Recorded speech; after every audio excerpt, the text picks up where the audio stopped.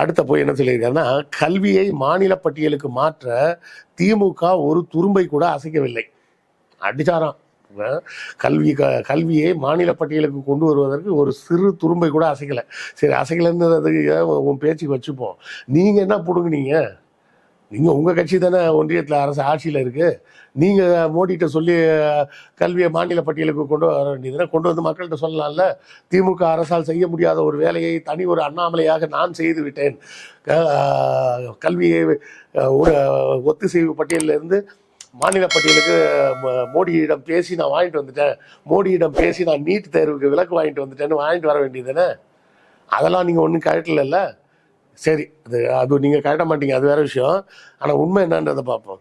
கல்வியை பொதுப்பட்டியலிலிருந்து மாநில பட்டியலுக்கு மாற்றுவதற்கான தனிநபர் மசோதாவை திரு வில்சன் அவர்கள் நாடாளுமன்றத்தில் அறிமுகப்படுத்தினார். அப்போ என்ன செய்யலைன்னா, தனிநபர் மசோதாவாக வில்சன் அவர்கள் நாடாளுமன்றத்தை கொண்டு வந்திருக்கிறார். அது வாதத்துக்கு எடுத்து வைக்கப்பட்டுள்ளது. அதுக்கப்புறம் தான் அதை பற்றி ஒன்றும் பண்ணல அவங்க. ஆனாலும் ஒரு ட்வீட் பண்ணும்போது வாய்க்கு வந்ததெல்லாம் அடித்து விடுறது. அப்போ அந்த நாடாளுமன்ற உறுப்பினர் வில்சன் தனிநபர் தீர்மானம் கொண்டு வந்ததை பற்றி ஏன் நீங்கள் பேசலை? அதை தெரிஞ்சுக்கிட்டா தானே பேசணும். நீங்கள் போய் மோடிகிட்ட நேராக பேசி வாங்கிட்டு வரலாம். நீங்கள் நேராக போய் அமித்ஷாட்ட போய் பேசி வாங்கிட்டு வரலாம். ஐயா, நம்மளால் தமிழ்நாட்டில் காலே வைக்க முடியல, உள்ள கால் ஊன்றவே முடியல, தயவு செய்து அந்த நீட்டை எடுத்து விட்டுருங்க.